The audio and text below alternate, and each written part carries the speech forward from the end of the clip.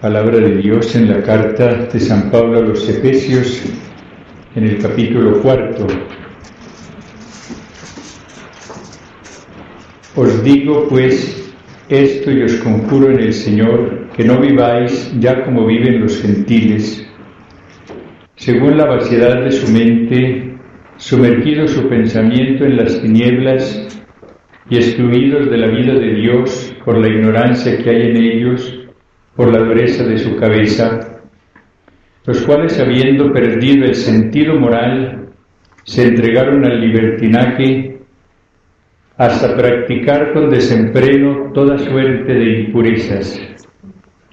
Pero no es este el Cristo que vosotros habéis aprendido, si es que habéis oído hablar de Él, y en Él habéis sido enseñados conforme a la verdad de Jesús, a despojaros en cuanto a vuestra vida anterior del hombre viejo que se corrompe, siguiendo la seducción de las concupiscencias, a renovar el espíritu de vuestra mente y a revestiros del hombre nuevo, creado según Dios, en la justicia y santidad de la verdad.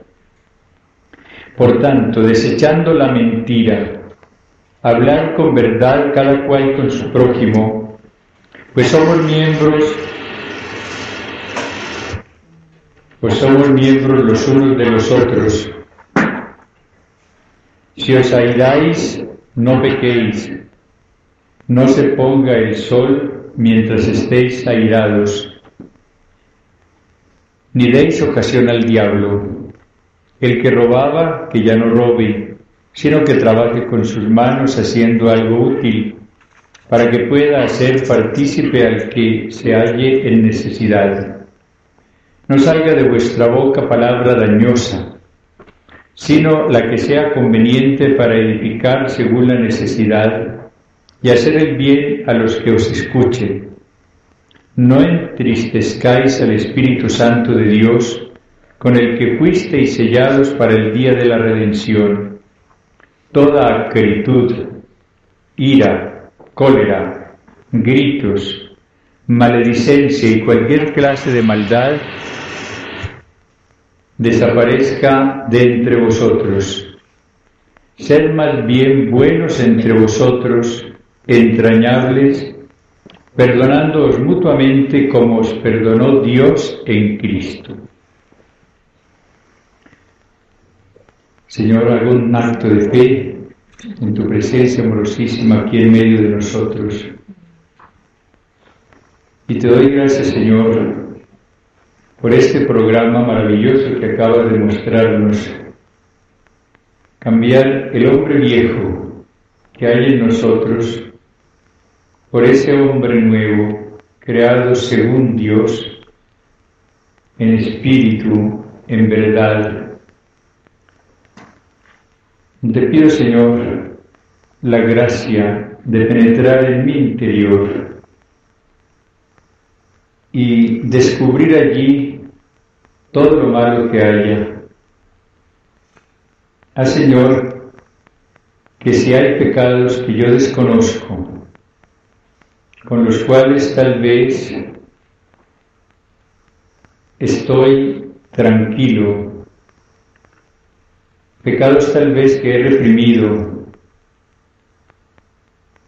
los descubra, Señor, y haz que sienta desagrado por todo lo que te desagrade, rechazo por todo lo que tú rechazas, Señor, y tú rechazas únicamente el pecado. Señor, que con la luz de tu Espíritu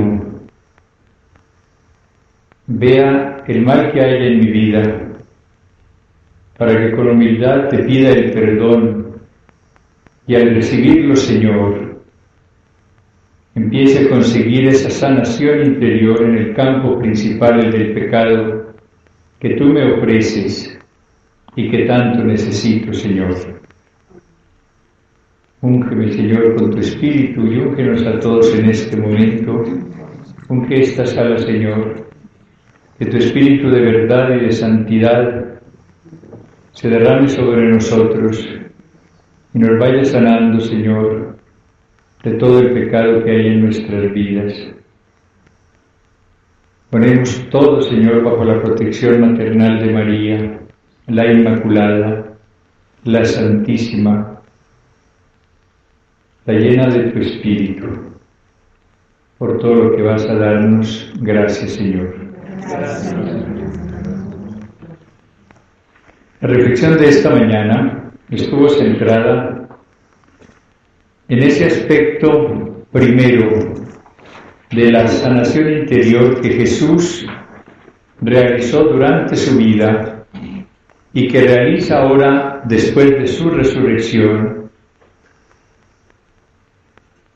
porque Él es el mismo. Él sanó ante todo del pecado y ahora quiere sanar ante todo del pecado. Vimos cómo una de las razones para estar felices en la vida es saber que Jesús es el Cordero de Dios que quita el pecado del mundo. Es saber que frente a esa realidad tremenda de nuestros pecados encontramos la santidad de Jesús por una parte y su poder de perdón. Cómo Él, para lavar el pecado, derramó hasta la última gota de su sangre, y cómo ahora, a través del sacramento de la reconciliación, Él nos comunica esa limpieza, cómo también nos purifica a través de la Eucaristía, y cómo en cada encuentro personal con Él va manifestando su liberación del pecado y va sanando nuestro interior de las secuelas que ese pecado ha dejado en nosotros.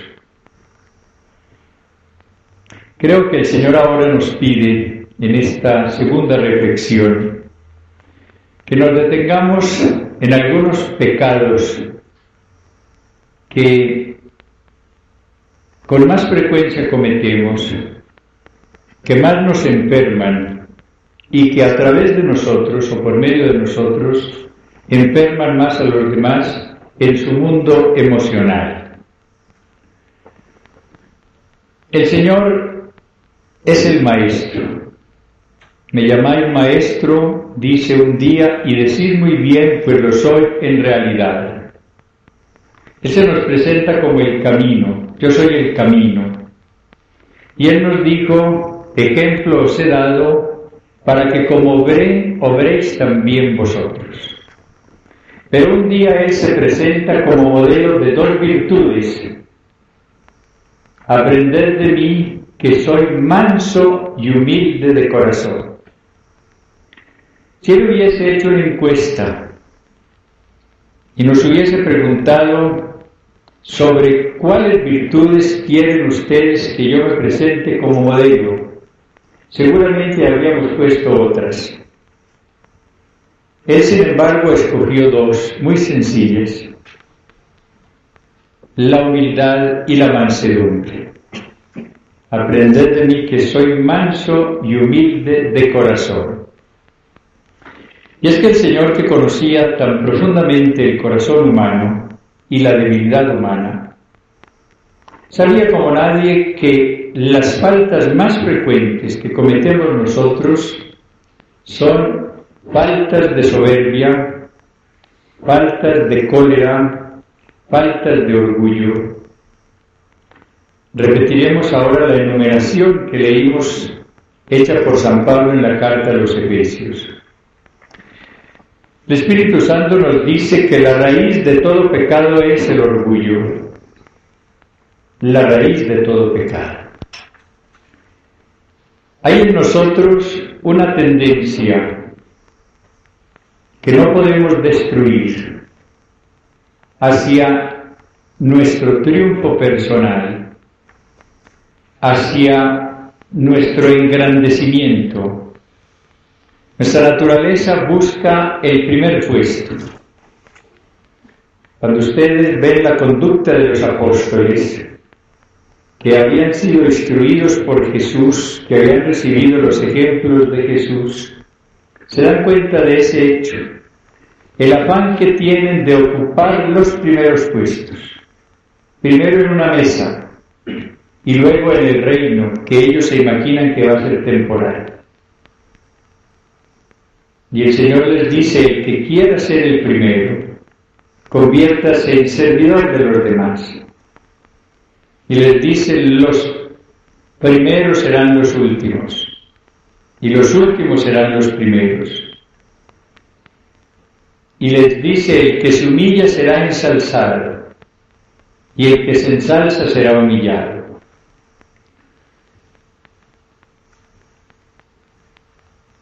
Si nosotros, con la luz del Espíritu del Señor, vamos escudriñando ese cuarto oscuro de nuestra conciencia, encontraremos más pecados de orgullo de los que nos imaginamos.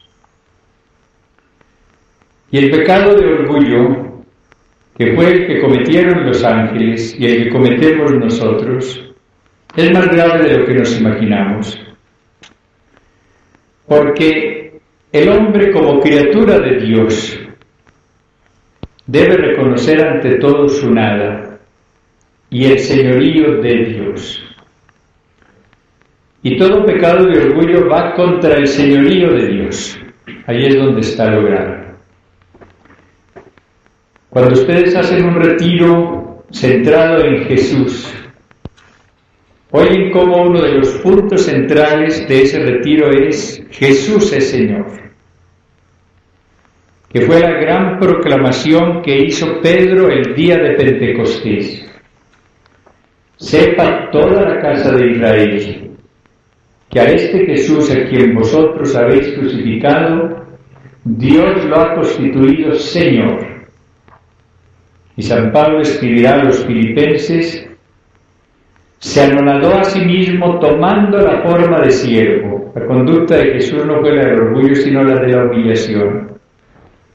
Por lo cual, porque se anonadó a sí mismo y llegó hasta la muerte y muerte de cruz, Dios lo exaltó y le dio el nombre que está sobre todo nombre, para que al nombre de Jesús toda rodilla se doble en la tierra, en el cielo y en los abismos, y toda lengua proclame que Jesucristo es el Señor, para gloria del Padre. Ese es el gran hecho que tenemos delante de nosotros. El hecho del anonadamiento de Jesús, primero hasta tomar la forma de siervo, y luego la de entregarse hasta la muerte y muerte de cruz. Pero a ese Jesús que así se humilla, el Padre lo exalta y ordena que toda lengua proclame que Jesucristo es el Señor.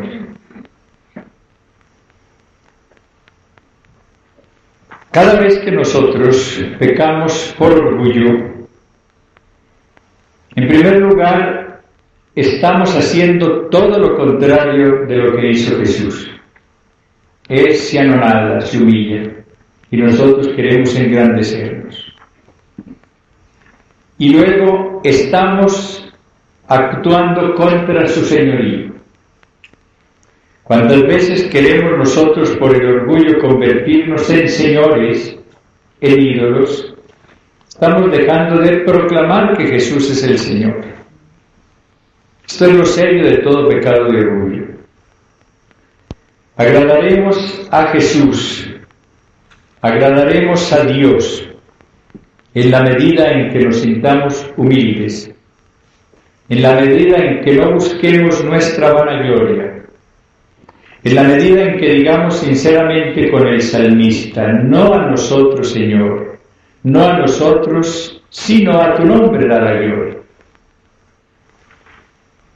Por eso Jesús se nos presenta como modelo primero de humildad, porque Él sabía que era nuestro pecado más común y la raíz de todos los pecados.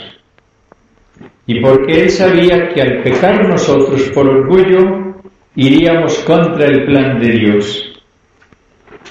estaríamos desconociendo el señorío de Jesús por buscar nuestro señorío. Recordemos en este caso también lo que sucede con María. María, cuando es exaltada por el Padre a la dignidad de madre de su Hijo, cuando oye ese saludo tan elogioso del arcángel, y no era un cumplimiento: Dios te salve, llena de gracia, el Señor está contigo, tú eres bendita entre todas las mujeres. ¿Qué dice María? Aquí está la esclava del Señor. No dice aquí está la santa, aquí está la llena de gracia. Aquí está la esclava del Señor. Hágase en mí según tu palabra. ¿Y qué sucede? Que el Verbo se encarna en ella. Y María podrá decir en su Magnificat: porque miró la pequeñez de su esclava, me llamarán bienaventurada todas las generaciones. El que se humilla será ensalzado. Cristo se humilla hasta la muerte de cruz, y el Padre lo exalta y le da el nombre sobre todo nombre, y ordena que toda rodilla se doble delante de él.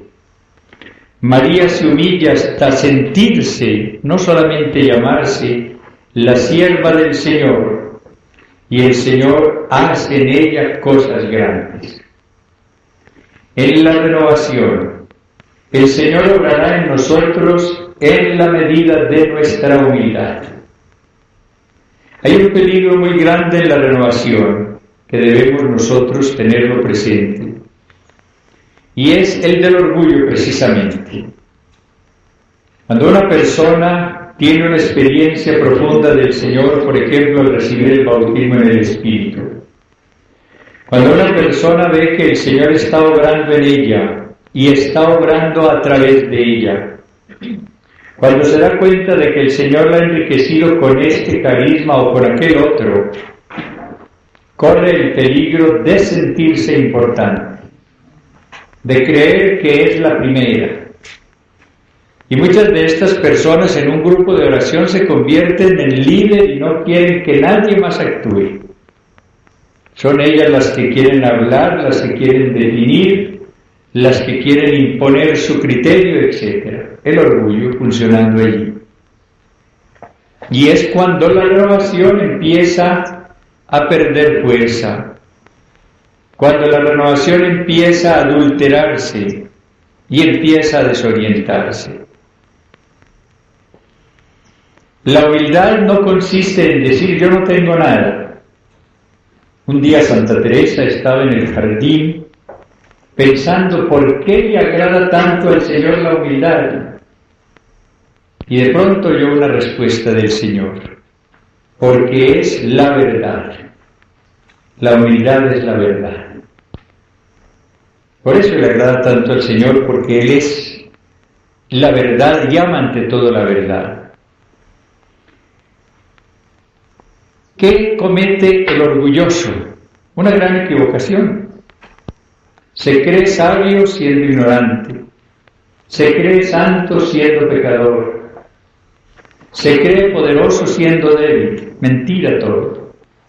Por eso el orgulloso no agrada al Señor. Tanto que el humilde, que se llama siervo del Señor, está diciendo y pensando la verdad, y eso es lo que agrada al Señor. Y si hay una cualidad buena en él, no la va a negar, sino, como María va a decir, ha hecho cosas grandes en mí, Él, el Todopoderoso, pero las ha hecho Él, no las he hecho yo. Esta persona se da cuenta, por ejemplo, de que tiene un carisma de sanación, no se va a sentir orgullosa, va a decir, es verdad, el Señor lo ha dado, pero es de Él, y es para Él, y es para su iglesia. Y yo debo sentirme, al desempeñar ese ministerio, como lo dice Jesús en el Evangelio, como siervo inútil que espera la venida de su Señor. Fíjense bien qué palabras tan difíciles comprender para muchos de nosotros. Él nos dice que nos sintamos como siervos inútiles que esperan la venida de su Señor. Y es que aun cuando yo tenga muchas cualidades y muchos dones, son del Señor. Y yo soy inútil. Si Él no me emplea, para nada sirvo. Basta que una gotica de sangre caiga en el cerebro o cualquier coágulo de grasa y quedo con un derrame cerebral sin razón, sin capacidad para hacer esto o aquello. Basta que estalle un vaso capilar en mi cerebro para que se me pierda toda la memoria y olvide todo lo que sabía. Basta cualquier cosa en la garganta para que no pueda hablar. Siervos inútiles que esperan la venida de su Señor.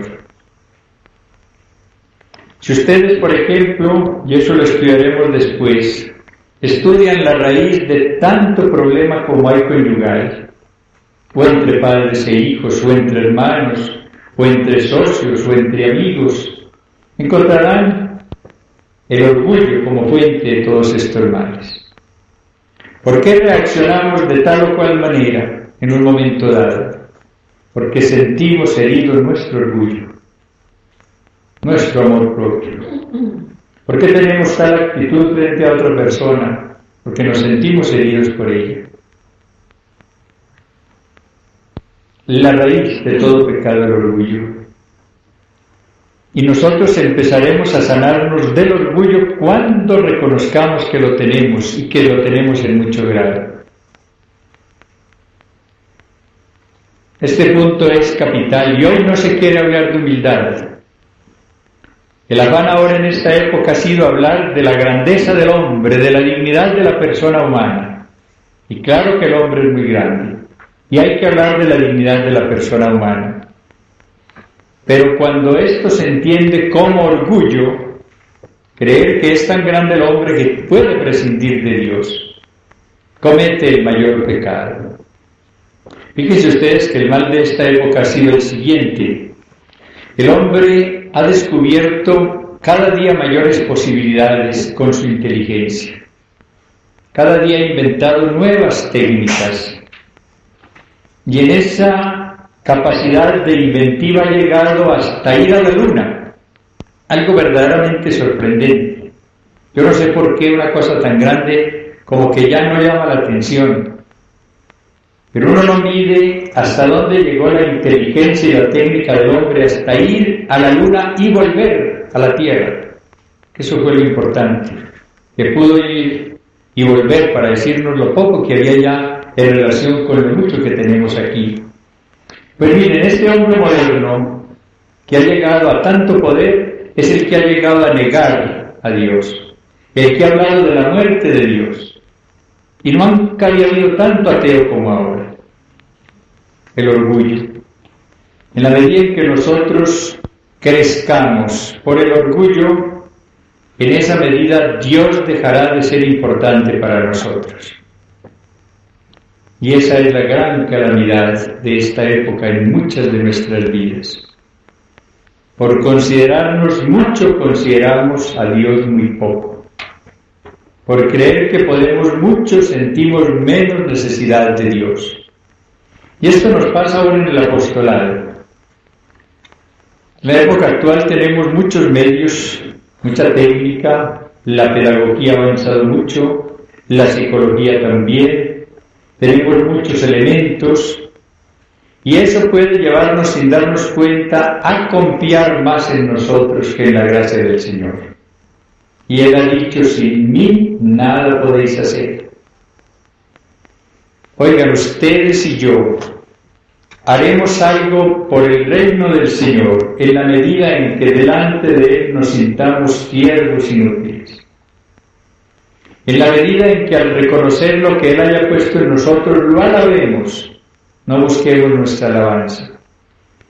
En la medida en que cuando sintamos movimientos, sentimientos de amor propio, lo rechacemos y le digamos, no a mí, Señor, a ti la gloria.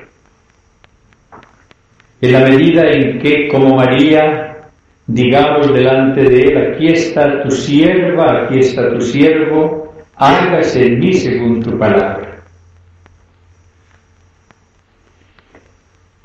Y Jesús se presenta después como modelo de mansedumbre. ¿Y cómo la practicó? Recuerden ustedes que durante su pasión apenas se limita a preguntarle a quien lo aboquetea por qué lo hace. Que si ha dicho mentiras se lo diga, pero que si ha dicho la verdad porque lo hiere. Pero va, dice el profeta Isaías, como a una oveja al matadero sin un balido. Y cuando multiplican las acusaciones falsas, dice el Evangelio, Jesús callaba. Calla cuando lo están calumniando, cuando le están acusando, calla, calla. Va a abrir sus labios únicamente para decir, Padre, perdónales porque no saben lo que hacen. El Evangelio nos dice, hablando de Jesús, algo importantísimo, que empezó a obrar y a enseñar. Todas sus enseñanzas estaban avaladas en su vida. Todo lo que él enseñaba como norma de vida lo había practicado. Por eso tenía tanta fuerza su predicación. Pues bien, nos dice, aprended de mí que soy manso. Él sabía toda la agresividad que hay en el hombre, agresividad que nos lleva a actuar de tantas maneras contra la mansedumbre. Y si uno va a examinar su vida, encontrará tantas acciones contra la mansedumbre. San Pablo, que conocía muy bien su realidad personal y conocía mucho a los hombres, le escribe a cristianos, no a paganos, lo que ahora leímos al principio. Por tanto, desechando la mentira, hablad con verdad. Si os airáis, no pequéis. No se ponga el sol mientras estéis airados, ni deis ocasión al diablo. Y luego insiste sobre ese tema. No entristezcáis al Espíritu Santo de Dios con el que fuisteis sellados para el día de la redención. Toda acritud, ira, cólera, gritos, maledicencias y cualquier clase de maldad desaparezca de entre vosotros. En primer lugar, da un consejo importantísimo. Él dice, si os airáis, no pequéis, no se ponga el sol mientras estéis airados. Ustedes dirán, pero ¿por qué? Si ya hemos tenido un pecado de ira, nos dice que no pequemos, ya no es pecado. Él dice que una cosa que es profundamente psicológica. La psicología nos muestra, y la moral nos lo dice, cómo las emociones que en un momento dado surgen en nosotros no son ni buenas ni malas. Yo puedo sentir ira, y tengo que sentirla en un momento dado, cuando hay tal o cual actitud. Esa emoción que yo siento de ira en ese momento no es mala ni buena. Es algo que brota de mi sensibilidad, que yo tengo que poner, eso sí, bajo el dominio de la inteligencia y de la voluntad. Y entonces, si después de reflexionar y ya voluntariamente oigo de acuerdo con esa ira, peco, pero si la rechazo, antes glorifico al Señor.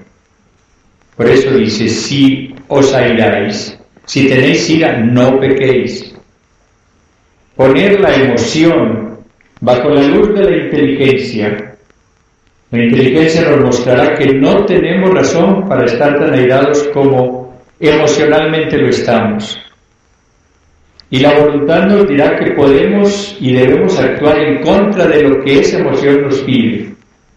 En lugar de dar un puñetazo, debemos bajar la mano, de acuerdo con el Evangelio, poner la otra mejilla. Pero la emoción como tal no es ni buena ni mala, tengan eso muy presente.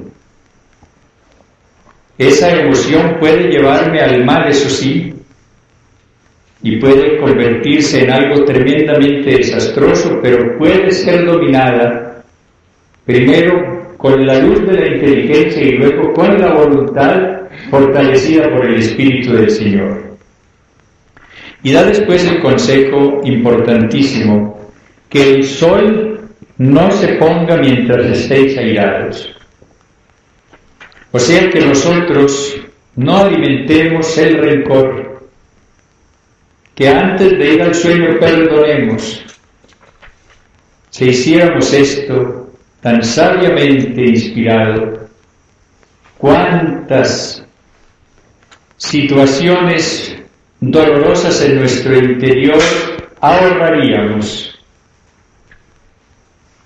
Lo que más nos va envenenando y emponzoñando es una ira alimentada, es un resentimiento conservado.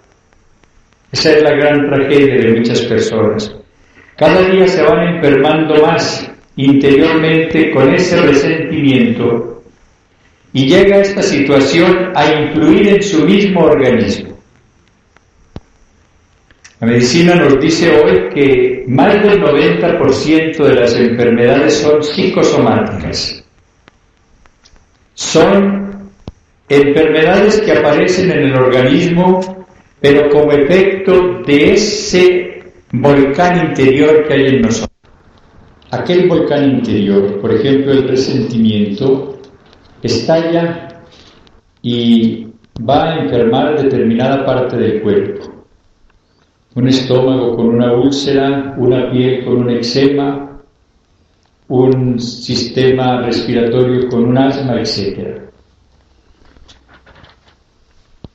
Ese resentimiento que uno alberga, que no destruye con la gracia del Señor antes del anochecer, con el cual se pone a dormir, con el cual despierta al día siguiente, con el cual trabaja al día siguiente y a la noche siguiente, etc., termina por enfermarnos, aún corporalmente. Y nos va privando de más alegría de la que nos imaginamos, inclusive de disfrutar el amor del Señor.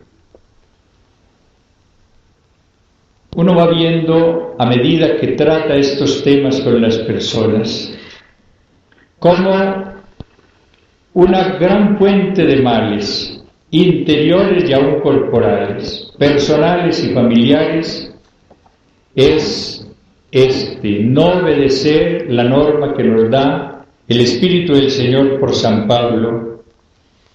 No se ponga el sol mientras estéis airados, ni deis ocasión al diablo. No hay nada peor que alimentar un rencor, ni nada más sabio que liquidar diariamente cada rencor. Una señora que está muy en la renovación, vive en otro país, decía que ella todas las noches, ya en su lecho, generalmente, o en su silla, se pone delante de Jesús, en cuya presencia cree y cuyo amor experimenta, y levanta sus ojos para ver si puede mirar tranquilamente a Jesús. Si sus ojos pueden contemplar con alegría los ojos de Jesús, o si tiene que desviarlos porque Jesús le está reprochando algo. Y le pide: muéstrame lo que te desagrada en mi vida. Y ella dice con razón que Jesús muchas veces le muestra el resentimiento que ha tenido durante el día por tal ofensa que ha recibido a través de un gesto, de una palabra, de una omisión, etc. Y la invita a Jesús al perdón, a que perdone de corazón esa ofensa, para que esa ira no la acompañe durante el sueño, para que esa ira desaparezca. Ojalá ustedes desde esta noche hagan eso, No lo dejen para mañana porque se les olvida. Y empiecen todos los días a liquidar delante del Señor todo resentimiento que hayan tenido. No dejen acumular resentimientos. Cuando hablemos de este tema después veremos qué es lo que más nos va enfermando a lo largo de la vida. Pero si nosotros vamos buscando la sanación diaria de las heridas recibidas en ese campo, y vamos con la gracia del Señor perdonando cada día, iremos evitando enfermedad interior en el campo emocional. Más aún iremos adquiriendo más sanación en el campo de los resentimientos. Dar cabida a esta ira ya de una manera larga es dar lugar al diablo. Y el diablo se siente feliz porque está a sus anchas en una persona resentida. Le sugiere pensamientos, le inspira actitudes contrarias a lo que debe ser el pensamiento y la actitud del cristiano. Aprended de mí que soy manso y humilde de corazón. Si ustedes leen después en ese versículo 31 de ese capítulo 4 de la carta a los Efesios, la lista que hace San Pablo, encontrarán que todo esto lo tenemos nosotros. Toda acritud, ira, cólera, gritos, maledicencias, cualquier clase de maldad desaparezca de vosotros. Sed más bien buenos entre vosotros, entrañables, perdonándoos mutuamente como os perdonó Dios en Cristo. San Pablo dice en otro lugar que hay que vencer al mal con el bien. Al mal lo vencemos es con el bien, haciendo lo opuesto. Al orgullo lo vencemos con la humildad. A la desesperanza con la esperanza, con la confianza. A la pereza con la diligencia. Lo que aprendimos ya en el catecismo del Padre Astete, los que lo aprendimos afortunadamente. San Pablo aquí nos recuerda lo mismo. Nos dice que en lugar de tener acritud, ira, cólera, gritos, maledicencias, en lugar de eso, seamos buenos entre nosotros, entrañables, perdonándoos mutuamente como nos perdonó Dios en Cristo. Miren, nosotros en esto de renovación, de cambio, de progreso interior, de sanación interior, tenemos que ser concretos, no quedarnos con unas ideas genéricas. No únicamente decir, el Señor sana, luego me va a sanar. Él sana, pero tiene su método, tiene sus exigencias. Recuerden que cuando Él, por ejemplo, va a convertir el agua en vino, exige algo, que traigan agua, que llenen unas vasijas con agua y se las presenten, las pongan delante de Él.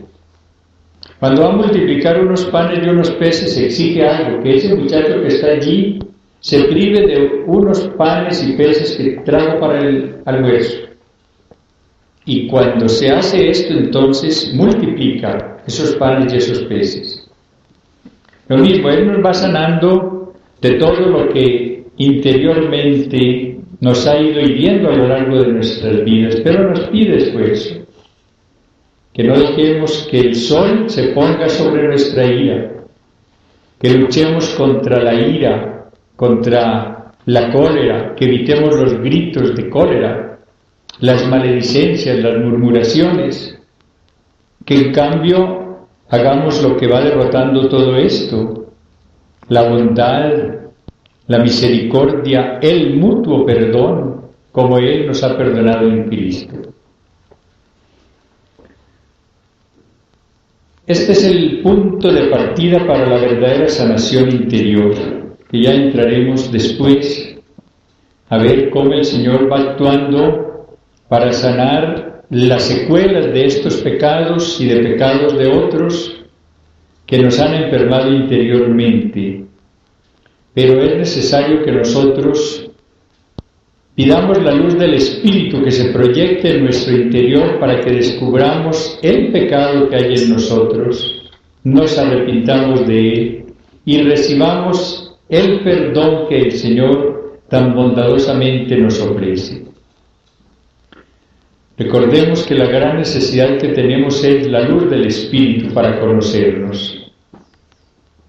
En una pieza puede haber limpieza o podredumbre, de noche no se sabe qué hay. Pero cuando viene la luz del sol, empiezan a aparecer las cosas feas que hay, allí sí las hay. Necesitamos esa luz del Espíritu para conocer nuestro interior, para verlo con paz, eso sí, con tranquilidad, porque lo vemos delante de un Jesús que nos ofrece su perdón. Esa visión de nuestro mundo interior pecaminoso no es para crearnos zozobra, angustia, es una mirada pacífica, tranquila, que la tenemos como requisito para reconocer nuestra miseria y luego pedir el perdón del Señor. Pero afortunadamente estamos delante del Cordero de Dios que quita el pecado del mundo y que nos da su paz.